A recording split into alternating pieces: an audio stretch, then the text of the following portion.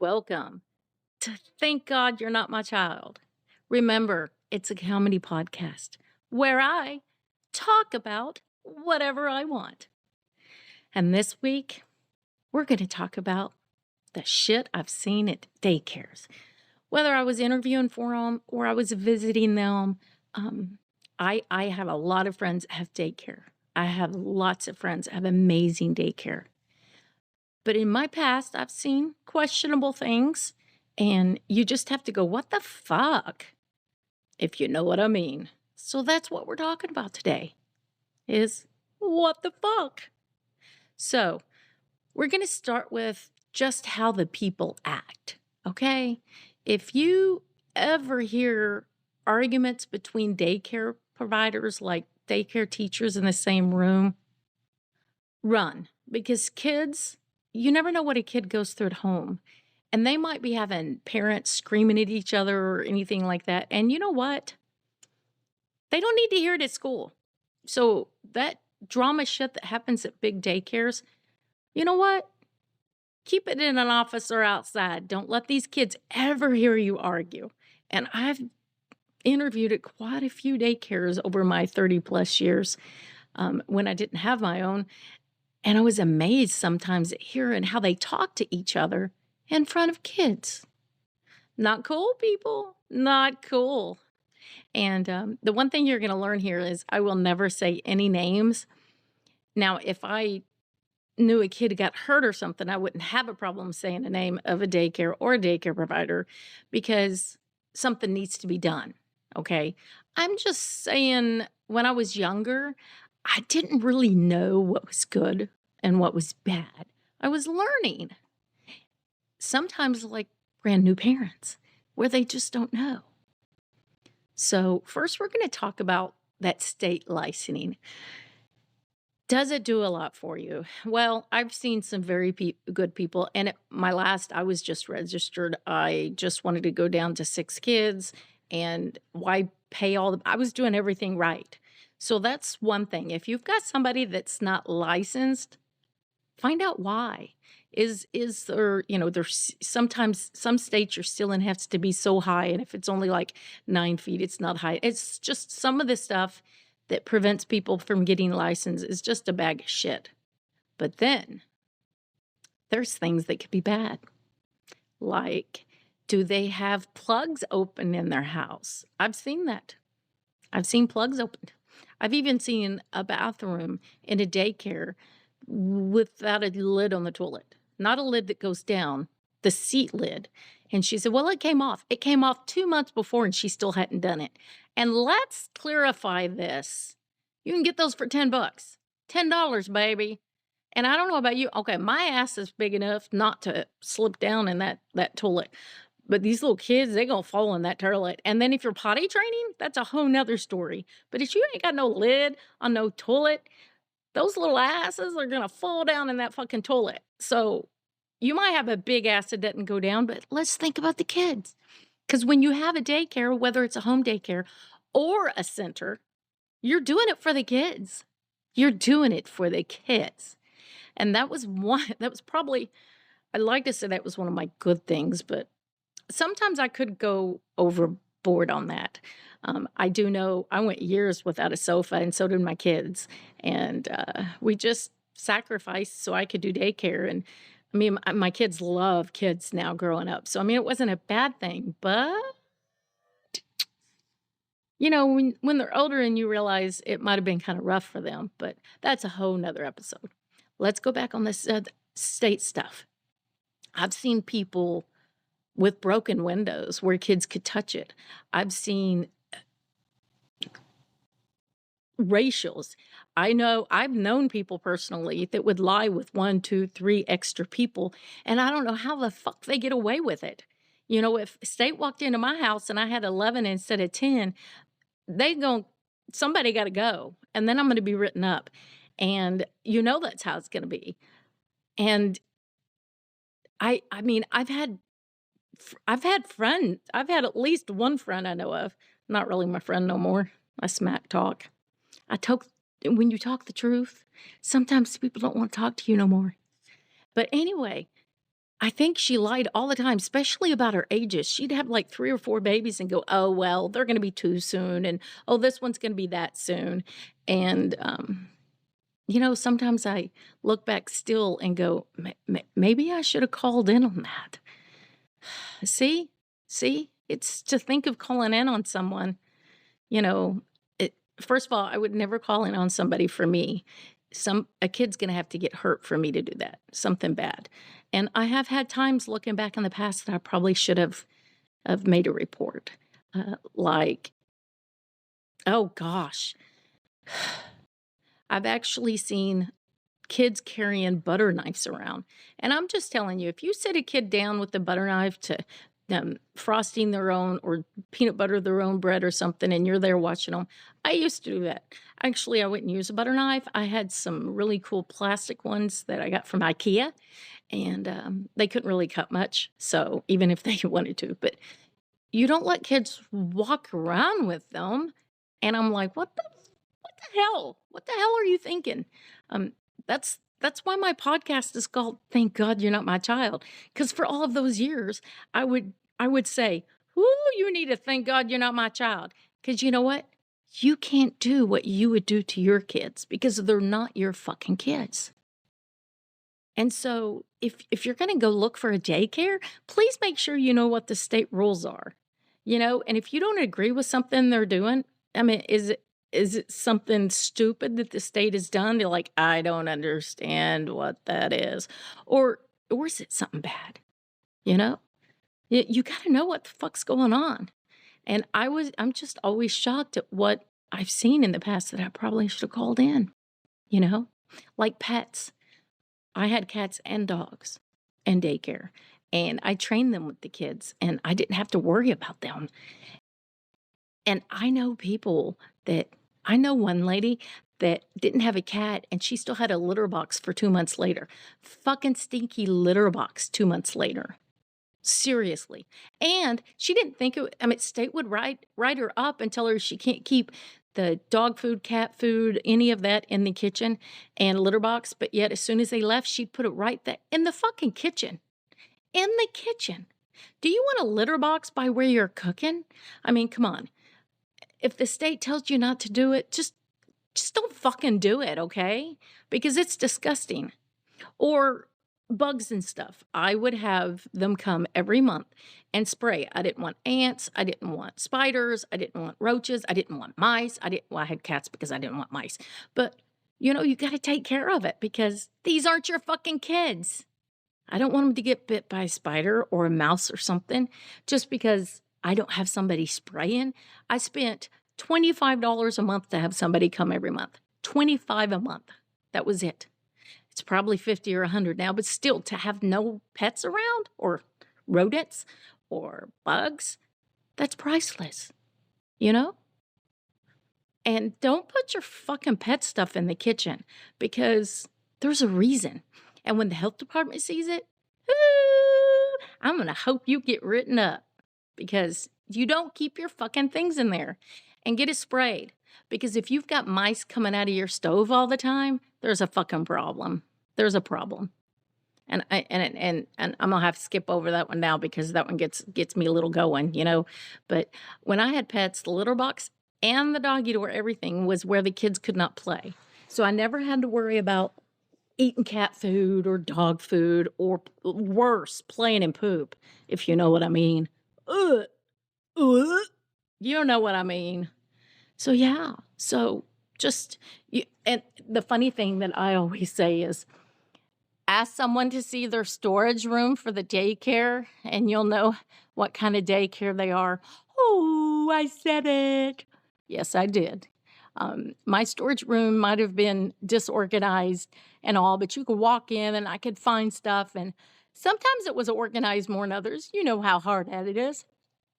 But I've seen some amazing storage rooms in daycares and just slightly jealous, if you know what I mean. And that's okay to be jealous. It made me go home and organize mine a little better. So it was good. But then I've seen storage rooms that when you open the door, you can barely open the door. And things are just thrown in there. What the fuck are you doing? because is this how you live? So, I don't know. I mean, they don't have to show you their storage room. You know what I mean? But ask them to. I know it's a weird thing. Yes, I know. I know. Playground. Oh my Lord, a playground. It is possible to have too much in a playground that kids can't really play and enjoy. All of the big toys that you want to have, if you cram them in too much, they don't. I mean, first of all, there's also a whole lot of spots for kids to hide, and kids will hide. If you remember the first episode, the poop out in the playground, it was just behind a tree. Behind a tree that I definitely was gonna this oak tree was beautiful, but it was behind a fucking tree. So if you have toy after toy after toy after toy, you never know what a kid's doing behind that. Because kids can be sneaky little shitheads, if you know what I mean. Yeah, you do. You know what I mean. Yes. So playgrounds, go check that playground. Also, does your provider sit down and just play on their phone and not really pay attention to them? Because I mean, no. When your kids are playing outside, you need to be close enough that you can see them. If they're 50 feet away sitting on a porch, that's a no. That's a no. Because, you need to be there. Fix up something that you can have a little station with water and a chair and for the babies and keep it covered right by the playground. I mean, you're making all this money, put it into the fucking playground because you want to spend time outside. So check those playgrounds. Make sure there's no broken toys or dangerous stuff on the playground because we all want our kids to play outside on that playground, if you know what I mean. Yep. So check their fire and tornado plan. I have known people in the last 30 years that write shit down but never know it. When you're supposed to do a plan, make sure they're doing it. Ask them. They should, if they're licensed. I know in the state of Missouri and Texas, they should have a sheet saying when they did a fire drill and tornado drills. So double check it. Double check it. Double check it. Okay, I want to go to just between us now. And it's getting really close to getting married. We did the marriage license. In Alaska, it's so weird. I don't really know exactly how it works. With him being a lawyer, I'm letting him do all that technical stuff. I'm just there to say I do, if you know what I mean. But we had to mail it off and get it notarized and all that. So, guys, it's it's really gonna happen. I am definitely gonna take lots of videos because, I mean, come on. I get to go up on the top of the mountain and get married. I mean, who can say that? So remember, keep us in your prayers or good vibes because we're only about 3 weeks away. Whew. I'm not getting cold feet, but I am getting kind of nervous. First of all, I've never taken a 10-hour flight. And that one's a little nervous. I'm going to be downloading episodes of my favorite podcasts, which Box of Oddity, Drinking the Kool-Aid, Time Suck. I've got a lot of those to catch up on. And don't forget Scared to Death, because I'm just going to lay back and listen to stories on this 10-hour flight. You know what I mean? But it's getting real, guys. Mrs. Clift is loading. Okay. So from nervousness to I want to talk about potty training in a daycare. Now, when I potty trained my kids, I did not have a problem them running around the house in their panties and stuff because it was at home, But daycares, you just can't do that. Kids, I used to put on dresses for girls and really loose shorts for boys and t-shirts, but these kids have to know how to pull down their pants and pull up to be potty trained. So don't strip them down at a fucking daycare. You know what I mean? And that potty chair in the living room so everybody can see them peeing in their pants down. What the fuck are you thinking? You can do it with your kid at your house But you know what? If you're in a daycare, you don't fucking do that. You know what I mean? And sometimes it's the parent that's potty trained, not the kid. I was a no pull-up daycare. If we couldn't go straight to training pants, like the big, thick panty underclothes you can get, or regular underclothes, panties, or underwear, then we didn't do it at daycare. We're going to go for the gusto. You do all of that prep stuff at home because that's the most important part. And then when they're ready, we'll stretch it to daycare and we're going to go straight to the big kid stuff. We're going to do whatever I'm not above bribing. I used to do 1 M&M for pee-pee and 2 for poopy. If you did it in the potty and you were dry, if you go in there and wet, I don't really care what you do. Oh, you were wet. Next time, let's stay dry. I mean, I wasn't above that. But why put a pull-up on them? It's like a glorified expensive diaper. And I have had many kids at 2.5 and 3 that are ready to potty train, but they say, well, I got a diaper on. Why worry about it? And I said, no, it's a pull-up. You know what? I refuse to do fucking pull-ups. That's just my choice. That's just my opinion. Remember, it's my shit soapbox that's called pull-ups. So check and see how that daycare is going to potty train and help you. Because first of all, your kids should not be on a potty seat in front of any of their friends. I'm just saying. Bathroom is personal time, and kids need to know that. And, okay, the teacher might walk in and make sure you're going. And, kids sometimes need help wiping. Just make sure they're going to do all of that for your kid. And you know what? I'm going to tell you this. I really don't want to be wiping 6 months after. Now, every once in a while, you got to make sure they're wiping because you can get little infections for not wiping good. So they need to know how to wipe. And that really should be on the parents, 80%. And I've had so many parents that just left it up to me. And I was like, fuck, I can do it. And I'm going to teach them how. But if you don't back me up, this potty training shit's not going to work. And so check and see how they're potty training. Do they have a step? Do they have a seat?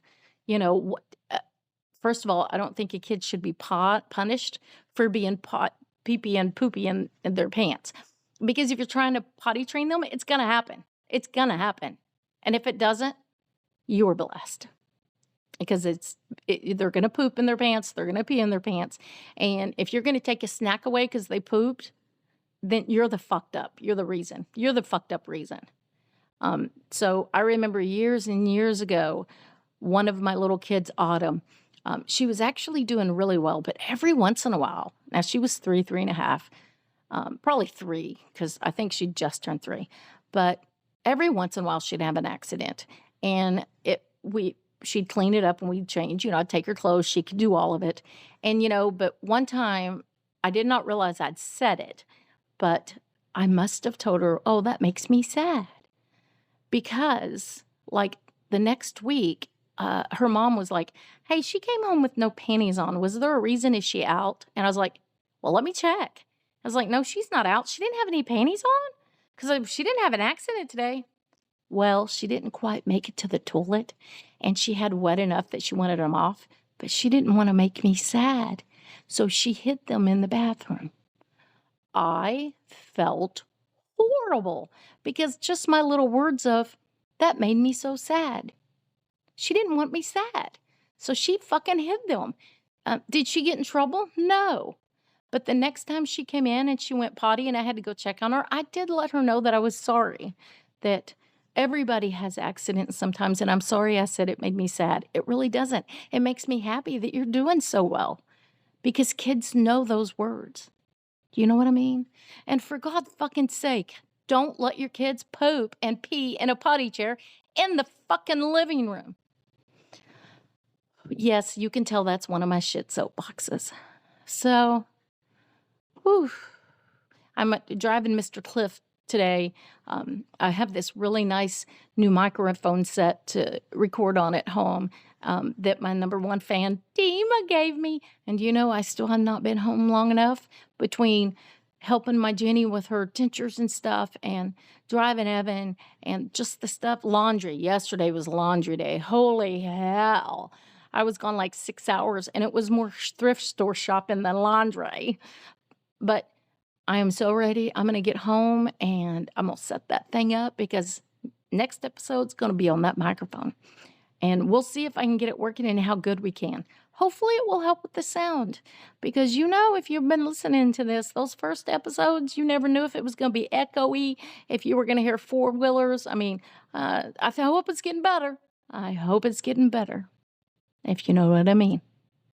So getting some emails from some listeners, that's been good. I'm going to have enough to do a listener story here in the next couple of weeks when I get all of those in. And you know me, I tell stories instead of reading them, so I have to read them and kind of go through that. So if you want to send an email, it's Thank God You're Not My Child Thank God You're Not My Child podcast at yahoo.com. Yeah, that's way too long, but Thank God You're Not My Child podcast, because that's who I am.